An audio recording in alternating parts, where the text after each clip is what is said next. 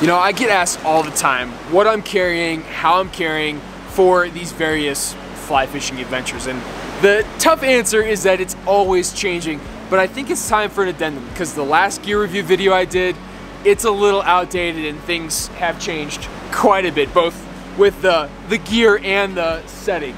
So with the move out west, things have changed quite a bit about, you know, what I'm carrying and what I need on these more backcountry and pretty rough adventures. So this is going to be a breakdown of everything I'm carrying, boots to backpack, the whole nine. So stick around as I kind of explain my thought process behind all this crazy stuff I carry. And maybe you can understand why my back always hurts. But with that, let's take it back to the apartment, to future Mike. I gotta get out of this canyon. Let's go. Okay, and we are back in the apartment, safe and sound. We got out of the canyon. Thank you, as always. But like I was saying, our gear has changed a lot. And for you OG Fly All Season subs, you know the deal. Back in the driftless, back in the Midwest, things were pretty standard, I would say. But now that we've moved out west, our adventures are a bit more rugged. And that garnishes a whole different kit, a whole different set of gear.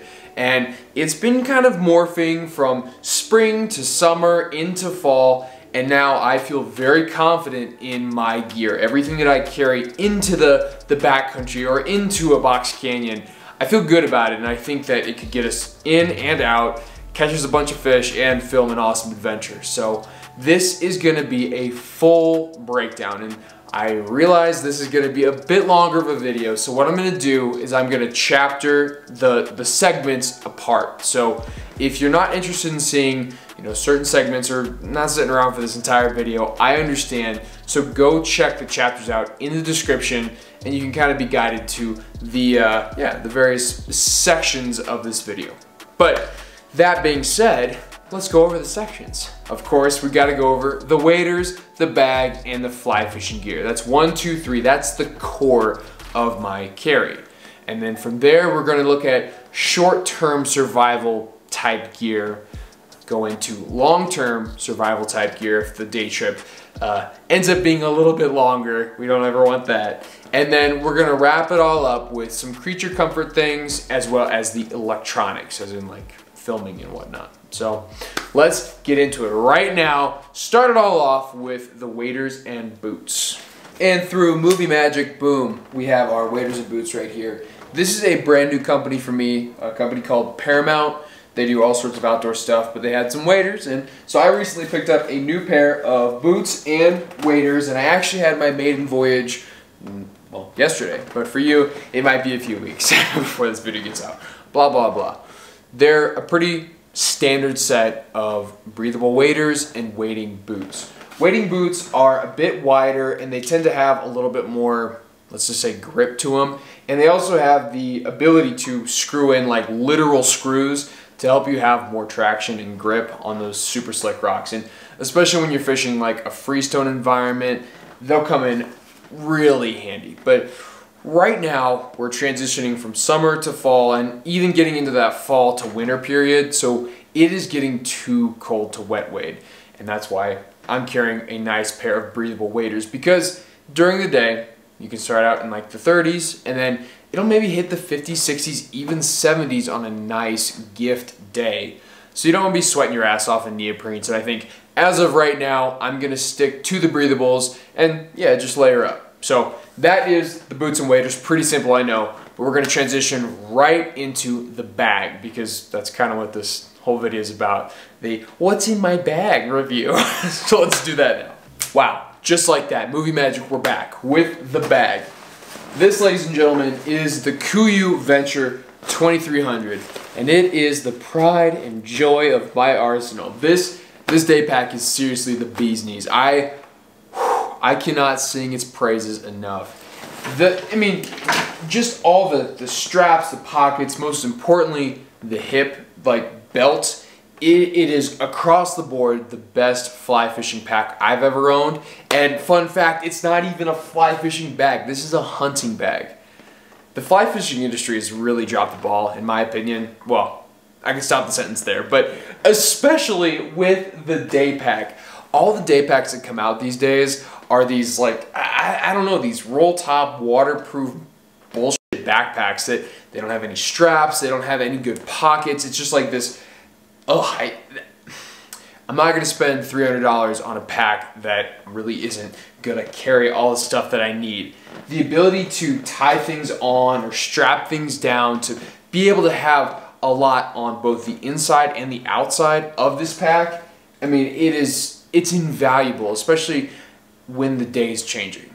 So what I mean by that is, say in the summertime, you're bundled up, you got all sorts of layers on, and then it gets hot, so you got to strip down layers. Or in the fall, same thing, when the day starts freezing ass cold, and then you got to transition into a warmer afternoon. So you're taking layers off, or you're putting boots away and putting sandals on, whatever it might be. You can strap, tie, I mean, just, you can do so much with this bag. And as far as compartments go, what I love the most is these little hip pockets right here. You can put your split shot, you can put your floating, your dry fly stuff, forceps, or, you know, camera junk. I mean, having the ability to have these just quick access pockets, it's an advantage. It's a luxury that you don't know you need until you have it. And then when you have it, it's just like, come on, I can never do without this. And having a nice stiff frame to it with the hip pack, with the whatever you want to call it, the shoulder strap, this thing can really cinch down and it can sit real tight and take the weight and distribute it where you need it to be. And it's, oh boy, I can't sing the praises enough of a bag like this. So yeah, definitely look into other bags outside of the fly fishing industry if you're doing more, hardcore adventures like myself. But that's the bag. Let's take a look at what goes into it from the fishy perspective. I would always rather have it and not need it than need it and not have it. And ladies and gentlemen, that is why my back always hurts. But when we're looking at my fly fishing kit, I usually like to carry 2 rods with me. I like to go with either a 3-weight and a 5-weight or 2 5-weights.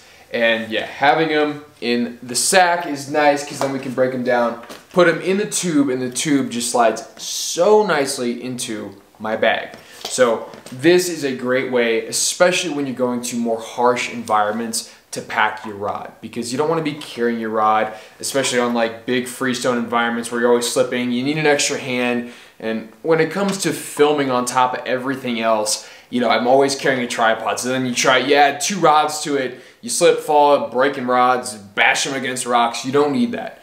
It's easy to pack it away in the tube where it's safe and sound, ready for the next adventure, be it on the hike in or the hike out. So that's the rod setup there. And then as far as flies go, I'd rather have it and not need it. So I carry 2 pretty big ass boxes, and depending on where we're going and depending on what we're doing, I'll either scale down or scale up. And yeah, it's always nice to have a full arsenal, because you never know, especially being a weekend warrior, it's tough to gauge what's going to be hatching, especially in like the spring and summer and even into the fall, when there are these season-specific hatches. You know, you could get a sunny day and they might not be hatching. You get a cloudy day and they might be hatching. Blah, blah, you get the deal. So it's always good to carry a little bit of extra. The newest addition to this whole dog and pony show is this Mondo landing net from Hex. So big free fat shout out to Hex for this. This is a monster. I feel like Thor with his hammer out there, man. This thing's a beast. And then going into the more boring stuff, just the terminal side of tackle, we've got the immediate carry. So my floating and then tippet and little split shots there. So I always keep those in that side pocket. So when things are changing on the stream in real time, I can quickly adapt to what I see, what I feel, or just dry off my indicator or dry fly. So that always works there. And then we have just an extra bag of terminal tackle. So I'll have sink tips, extra tippet, other split shot, indicator making material, the whole 9 in this little bag there. And then, of course, there's the reels. So that's the setup with all the fishing stuff. So we can transition from the core of this gear review into the more nuanced stuff for where we're fishing and what we're doing. So let's get into the short-term survival type gear right now. When I say short-term, I'm talking within that day block, because again, this is only for a day trip. And you might be thinking to yourself, Mike, wow, you're dumb. And hey, I know. But trust me, there's a rhyme for the reason there. I have justification for why I do this, and it's been slowly tweaked, so just bear with me and humor my my insanity here. But starting out with a watch, again, very simple, very stupid, but it's always good to keep track of the time. You gotta have an idea of, you know, when you start, when you leave, all these like little details to help you understand where the sun is, to understand, oh man, okay, I got here at 7 and at 10 o'clock, some clouds rolled in, and by 2 it was thunderstorm. You know, having an idea of what's going on is very, very helpful. Going off of that, a headlamp. I start my adventures before the sun comes up, and I'm usually out as the sun is setting. So having a headlamp, a good, reliable headlamp, is a great way to go to have some illumination on those dark mornings and on those dark, dark evenings. Continuing on, these leather gloves have been such a help to me, and it seems so simple, it seems so stupid, but in the environments I find myself in, be it in a crazy ass canyon or way back in some mountain valley, having a good set of leather gloves when you're working with, you know, rocks and cactus and sharp sticks, like all that stuff that wants to poke and scratch you, having your hands protected is a big win for the day. The Garmin InReach. I am not sponsored by Garmin, so this is not a free shout out, but this little sucker right here has been probably the best gear addition for my peace of mind and for my loved ones' peace of mind. So being able to, no service, but drop a pin and say, hey, I'm here, or shoot a message and say, hey, I'm heading home. When, you're way up Schitt's Creek and you don't really have a good way to contact on a solo adventure in the middle of nowhere, this thing it's seriously so key. And deciding whether to put this in short-term or long-term survival type stuff was tough, but I think in the short term it's good. But in the long term especially, this might make that abysmal adventure a survivable one. Going forward, sunscreen, dumb, simple, stupid. Take care of your skin, people. Sunglasses, you need a good set of sunnies when you're out on the water to see those fish and to protect your little corneas from the sun. And then, I don't want to finish with that yet. We'll go with a water bottle. So I've been carrying a bigger water bottle as the summer has transitioned into fall. So before, in like the summer months, I usually carry 2 full water bottles, and that can get me through a day. But now it's getting cooler and I'm not sweating as much. This one, big boy right here, usually sets me straight for the day. And finishing it out with the Batman toolkit, we've got my wading belt and my knife and bear spray. Sitting heavy on my left, sitting heavy on my right. These are EDCs. These are always with me, especially when I'm in more rugged country, for bears protection and for, further protection, but also utility. So I carry the big ass knife to cut saplings or to cut line, to cut whatever it might be, and then also to have some, maybe a deterrent, let's just say, for the 2-legged critters. And then for the bear spray, listen people. Yeah, Mike, why do you need bear spray? They're not gonna hurt you. Listen, I have ran around a time or two with a bear. I've used bear spray and I know it works. And so whenever I find myself in bear country, no matter brown, black, grizz, polar, I don't care what the hell it is, I'm gonna bring me some bear spray. Well, I mean, if we get right down to it, I might just bring a freaking gun. But for the hikes, for the having that long range safety aspect to it, and the spray and pray literally ability, I think it's very, very important. But that is all the gear. That's all the junk that's getting me in and out in a day. Let's transition to maybe the longer term survival, what I call my plan B. If the day trip takes a turn and I might be spending the night or longer in a location. So let's do that right now. And this sort of stuff can change slightly depending on the season, but for the most part, this long-term survival type stuff, it stays in my bag at all times. Starting off with some rope. Just having a good long set of thick rope will be very, very important on maybe canyon adventures or mountain adventures where, yeah, you might need to use something like this to scale up or scale down. And yeah, I can't say that I've had to use it yet, but I certainly don't want to. So it's always good to have it and not need it. You know the deal. Next, we're gonna look at the med kit. This is a very basic med kit. And again, I hope that I never have to use this in a day, but it's just got the basics. We got burn cream, tape, super glue, gauze, Sharpies, Neosporin, various bandaging and skin glue type stuff. This is short-term patchwork to get me, yeah, if heaven forbid I get stuck more than a day out there, to get me where I need to be and maybe get me plugged up or patched up, depending on the extent of the injury. Next is the food bag. This has, you know, supplements as far as like liquid IVs and mountain ops if I were to get sick and, you know, need some quick hydration. Blah blah. We also have always 4 Cliff Bars. Quick calories that are never ever gonna go bad. I keep them in here at all times. So food bag in the dry bag, keeping it nice and safe. Pretty easy there. Next, I want to talk about 1 bottle of purified water.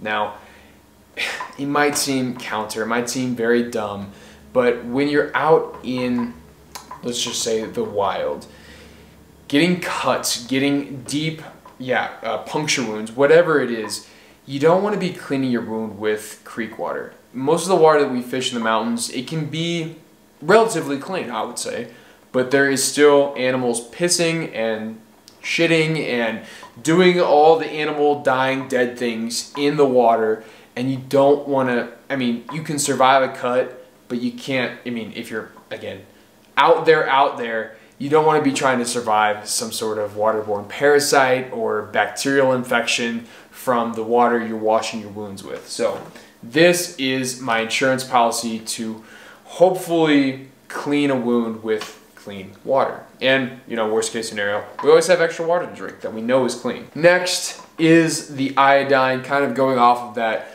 1 bottle of clean water. You know, if I am to run out of water in a day, I always want to have a plan B. Because I drink mountain water all the time, but I make sure that it's purified with the proper number of tablets.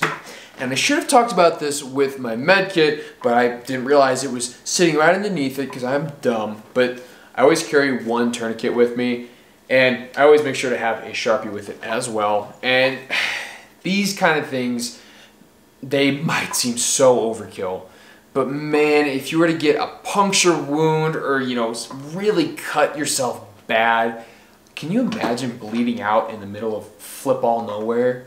That'd seriously be tragic. So having a tourniquet like this, even just 1, the peace of mind of being able to know that I can stop this bleeding, I can write down when this happened, and then hopefully by the time I hit my Garmin SOS and the paramedics show up, they can save my leg, my arm, whatever it might be. So yeah, I should have talked about this with the med kit, but yeah, just another little insurance policy.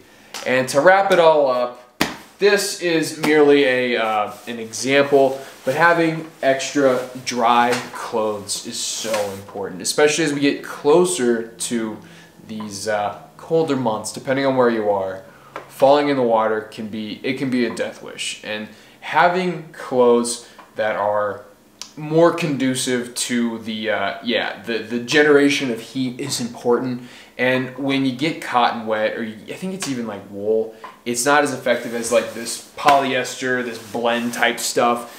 It may be more expensive, but yeah, it'll save your hide in the long run. So I always make sure to pack a lot of this extra stuff, even if I don't use it in a day. Just having it there, knowing, oh crap, I just fell in the water, I'm soaking wet, it's 30 degrees out, I'm so screwed. I know that I at least have dry-ish clothes in the bag. Woo! All right, you still with me here? We're doing this thing. We're doing it. But the next thing we gotta look at, small section here, is creature comforts. Let's go. Quick section here, but you've probably seen these bad boys strapped to my backpack more than a few adventures. When I'm out on the water, usually it involves a lot of hiking, a long day, and many a mile on my sweet little feet.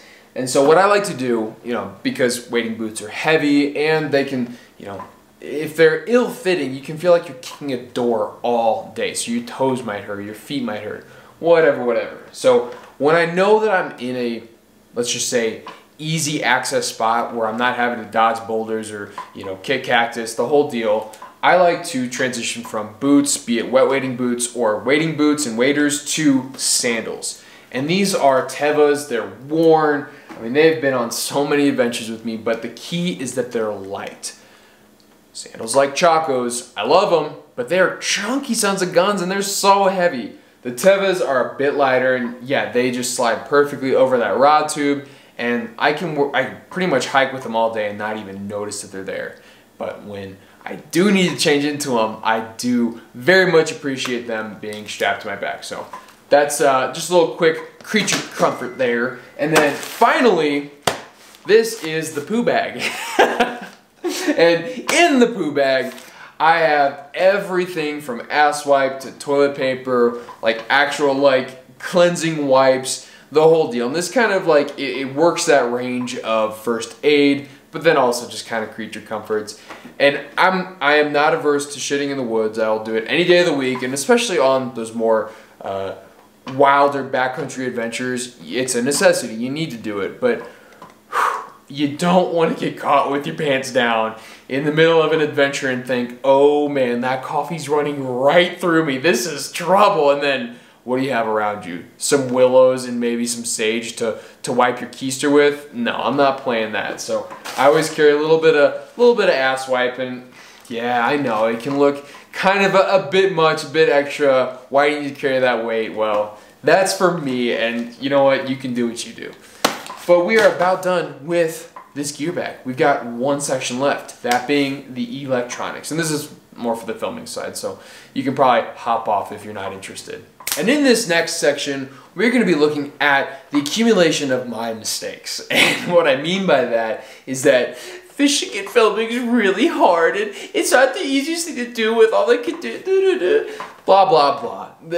What I'm getting at is that when you're out there filming in the elements, you gotta be ready for so much. And this is the accumulation of my mistakes of not having this or needing this, blah, blah, blah. You get the point.